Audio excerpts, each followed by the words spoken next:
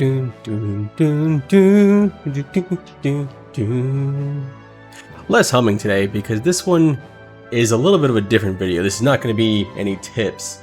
Instead, this is going to be recapping some of my best memories from playing Everquest progression servers.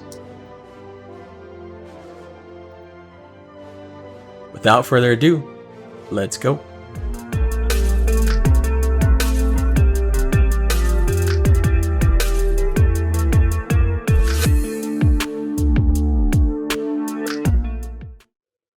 Hi everybody. So this is a little bit different of a Everquest video. This is talking more about something like no actual tips or anything like that, because this is more about my experiences and what I personally enjoyed so much about Everquest progression servers and things that are really don't have a ton to do with the game. So this is kind of in celebration of the new server that's coming out right there. This is the same server that I've been doing the tips on to try and help people prepare, but it is also something that's brought up some memories, and I wanted to think of the good memories that I've had. It's been probably roughly about 7-8 months since I played an Everquest progression server. I quit Finagil in 2020 after having played it for about 4 years. And before that, I had played on Ragefire. That was a little bit of a dumpster fire, not gonna lie. And then before that, I had played on Sleeper. So Sleeper was all the way back in 2006. So what I kind of wanted to go over was some of my top memories that I have, some of the top experiences and things that I've gained from progression servers. So experience number one, this one was a kind of a no-brainer to me. It was meeting a lifelong friend on Sleeper. So on this server, this was my first time trying a progression server. Before this, I had played Everquest before. I'd actually played Everquest as a teenager in high school. I remember being so excited to try it because I was coming from Ultima Online. Ultima Online is a top-down game. It was an amazing game, so much fun. If you haven't tried it yet, they are actually going to be creating a fresh start server. Not a progression server, a fresh start server. That'll be interesting, and I'm actually kind of tempted to try it. But I'm getting off track here. So I remember being excited to play Everquest because it was 3D. And not only was it 3D, but it was you could be first person, you could be behind the shoulder, and it had multiple different races you could pick from. That's a crazy thing. That in itself is nuts compared to what we were playing before with Ultima Online, which is you were just a human and that was it. So that was kind of cool. I played that for a couple years, never really got really far. I think the highest level I got to was about maybe 40 in Kunark. You know, I played maybe a little bit of Velius. I don't think I got very high. I do have some memory of trying Velkator's Labyrinth and being just kind of blown away by it. So yeah, that's how little of an experience I had before progression servers. And then Sleeper came around. And with Sleeper, I decided I'm gonna give this a shot. This sounds cool. You know, I think at that point, it was 2006. The expansion that was out at this point, I'm gonna put up right here because I don't remember. But that's how long ago that was. We are on the, in the 20s for expansions at this point. So I started up this server in 2006. I was still single by myself. I was just starting college, and I remember distinctly being in Neriak, the starting city of the Dark Elves, and going through Neriak, and I was total noob, right? And there's this other Dark Elf, and he was at the blacksmithy, and I remember talking to him a little bit, and he gave me some bandit armor, and bandit armor was like the fucking shit for me. Like I was like, holy crap, this is amazing. And we just started talking. We kept talking. We started playing together. We bonded over a very special item that you can find in Neriak called the Happy Love Bracers. Happy Love Bracers you get by killing the bouncer at what I believe is like a brothel in Neriak, I think. Yeah. So it's like a green plate looking bracer. But yeah, Long story short, we joined guild together, we raided together.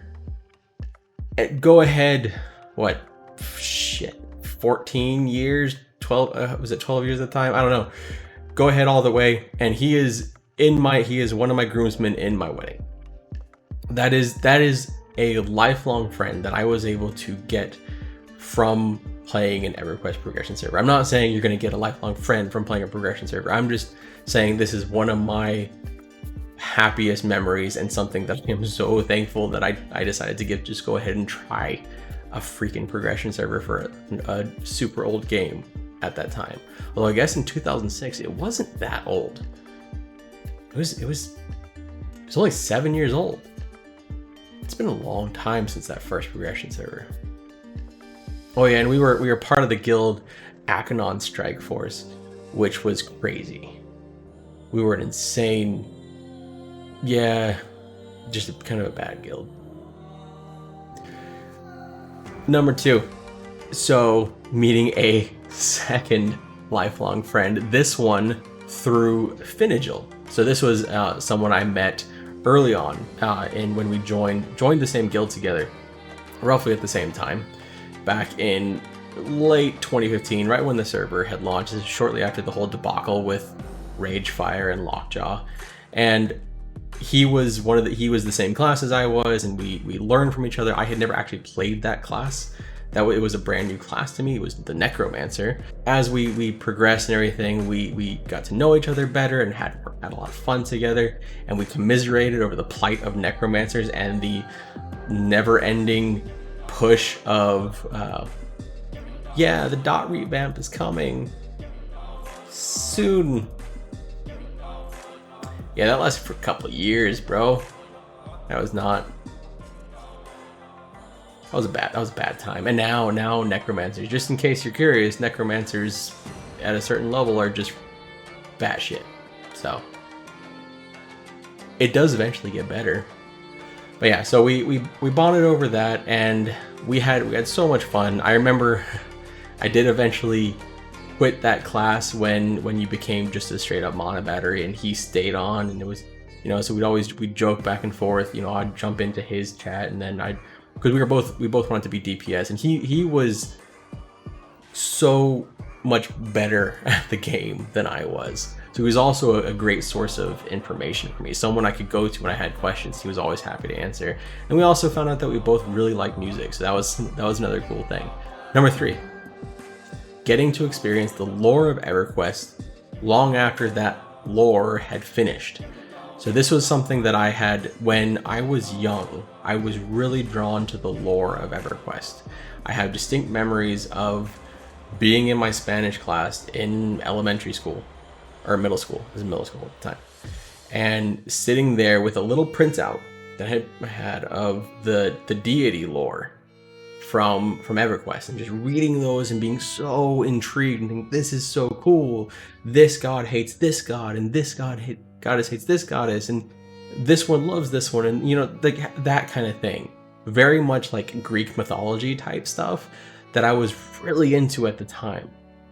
And I got super into the lore, and then I was playing the Canarch expansion, which is full of it and is really cool. And then Velius came out, like, this is amazing. It's like a giant dragon tore through the Norath, and yeah, it was so much fun to kind of experience it back then. But then I missed so much of it because I gave up on Everquest 1. I tried some other games, Everquest 2, World of Warcraft, Star Wars Galaxies, great game by the way, until the NGE. But so I tried all these other games in the meantime, and then the lore kind of passed me by. So I was kind of given 2 options: forget all the lore that's happened, or go try and read up on all of it. And there's a very different thing reading the lore in a video game versus experiencing the lore as the game progresses. And that was definitely one of the things that I enjoyed most about progression servers. Even though it happened faster, I still got to go through the experience of the lore as we were doing it. I got to see firsthand what happens in Planes of Power. I got to see the culmination of the events of Planes of Power. See everything go to crap with Omens of War and Gates of Discord and things like that. It was one of those things where I got to witness it as it was happening in the game, kind of the way you were supposed to, the way that the game designers wanted you to see and experience the lore. And that was a thing that was the culmination of that kid sitting in Spanish class was, you know, giddy that I was getting to find out all this stuff so many years later. And it was definitely something that I really appreciated getting to do with Everquest. And it was something that kept driving me to the next expansion just as much as gameplay and anything like that. It was getting to see how the story continued. I wanted to see that play out. So number 4, I already talked about this in another video, but really it was learning how to deal with my social anxiety in a more productive way. Now, I don't want to give some idea that the game, like video games like EverQuest and other MMOs help me, you know, conquer social anxiety, because that would be a lie. What I want to kind of express is that it gave me the first building blocks that I would then use with the assistance of friends and my wife to build upon that, to a point where I can do a video like this, and I can do things like Twitch promotion, where I can really enjoy engaging with people, enjoy those kind of situations, because in a game like an MMO, you're dealing with conflict, you're dealing with good things, bad things, you're dealing with all that social interaction. In a game specifically like EverQuest, it is almost forced social interaction, especially on a progression server.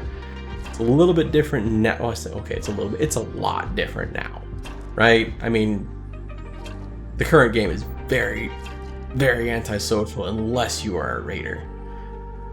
But yeah, so forced interaction, working towards a common goal. Like I said in the other video, if you want more details on this, it's there. I don't want to rehash it here. That's not what this video is about. But really what I'm trying to say is the progression server gave me the opportunity to work on that social anxiety in that setting that was no longer possible in the live game. It is also one of the reasons why I'm so excited about a game that's potentially coming out sometime soon, maybe, hopefully, of Pantheon Rise of the Fallen, because it is focused on the same kind of social interactions and things like that. And those are really the top 4 memories that come to mind. They're big, like, broad memories. I'm not, you know, talking specifics like, oh, I remember this one fight that was awesome. That could be a, you know, a whole other thing.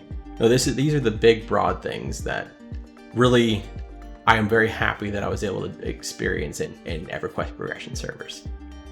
Thank you so much for watching, y'all. I know this is kind of a weird video. I appreciate you sticking around. If you are still here, you probably liked it enough to like and subscribe. Thank you. Have a good day.